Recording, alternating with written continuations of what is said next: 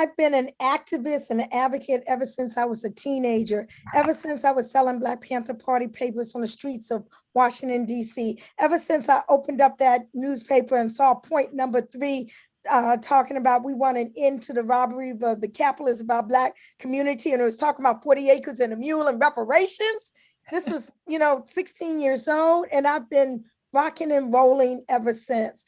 I am a founding member, a proud founding member of NCOBRA, the National Coalition of Blacks for Reparations in America, which I feel ushered in what I call the modern era reparations movement on the heels, on the shoulders of people like Queen Mother Audley Moore, who was back then during the Garvey movement and was involved in every single reparations movement until her death. I sat at the feet of pioneers such as Imari Abubakar Obadeli and Chokwe Lumumba and Dorothy Lewis and others who were talking about the issue of reparations long before NCOBRA was even founded. Its roots came from the activist Black nationalist, Pan-Africanist community, and I was all up in there, part of that.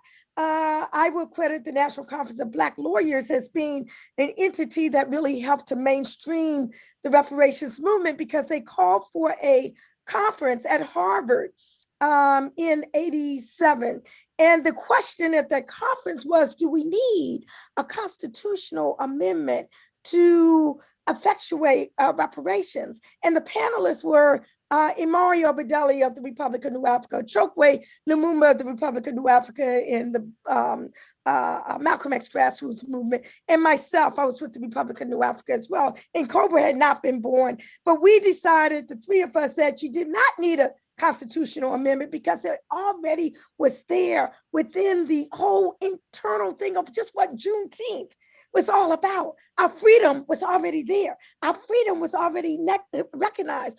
All that was needed in the Constitution was the second section of the 13th Amendment, that it would, Congress would have the power to bring into effect, this freedom. And that power should be through HR 40. So the nationalists, the activist community called together a convening of all the reparations loving activists and advocates at that time.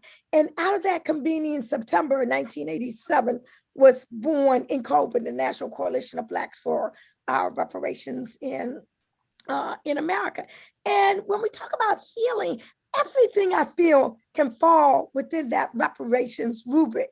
I mean, it's a good thing that there are all these equity executive orders across disciplines and all, but all that is part of reparations. Within NCOBRA, within our Legal Strategies Commission, we came up with 5 injury areas to be addressed. Peoplehood, nationhood. Gina Page was talking about, our ancestry. Marcus Garvey was talking about repatriation. Republic of New Africa was talking about an independent nationhood. Our nationhood, our peoplehood was snatched from us, and it needs to be repaired. And that's one of the injury areas.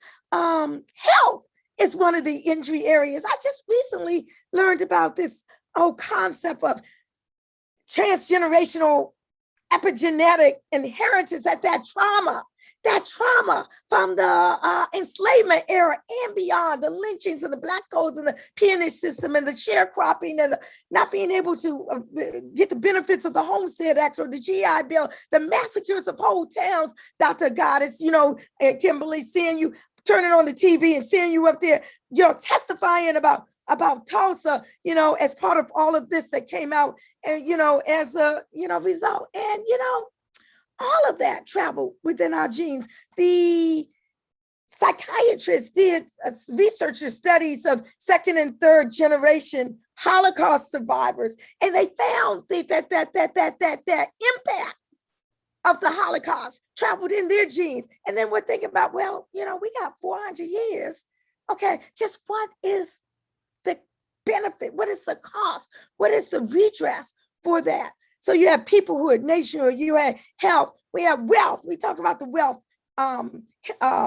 black-white wealth gap. We talk about the criminal punishment system, another injury area, and we talk about education. And I just want to say this about education.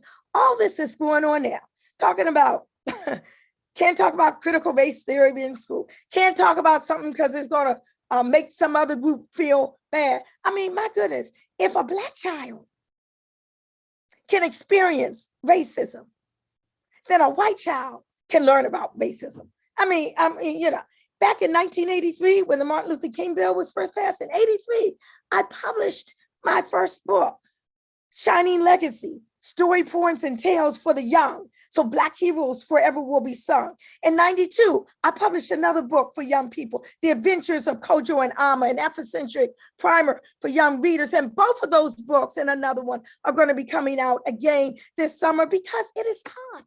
We have a new generation now that need to know about our heroes and heroines. And back in 83, there were not educational resources like that out there. There weren't those that celebrated the freedom fighters such as Denmark Vesey and Joseph St. Q and Toussaint Louverture and Harriet Tubman and Fannie Lou Hamer and Paul Robeson and Marcus Garvey. These were not in the history books, not even for adults, but definitely not for youth. And I celebrated all that within my books. And now they're talking about making that illegal. The same people who voted unanimously for Juneteenth.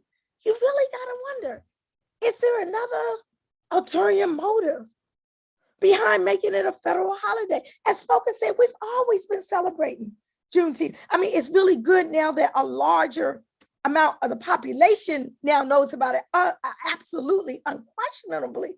But I just hope that we don't fall victim to any kind of joogie boogie that the federal government might have going on. So just to conclude, I want to say, just today, Juneteenth, okay, I launched a TV series called the Black Power Hour on Black on Purpose TV. That's BOPTV.com.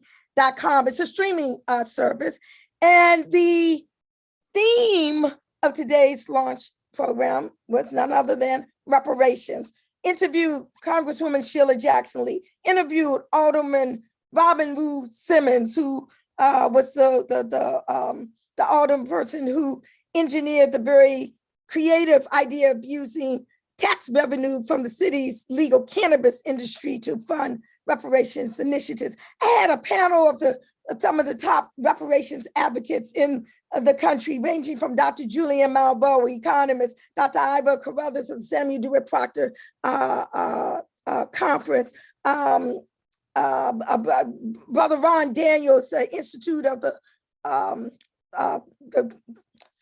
21st century, yeah, Black World 21st Century, Brother Mark Thompson, Mazzamella of host of Make It Plain, talking about these issues. And that's just the first show. So stay tuned, BOPTV.com, go on and subscribe and be part of the Black Power Hour. And be on the lookout for my books for young people that are going to hit the streets again after almost, God dang, I am that old, after almost 40 years of from when they were first put in.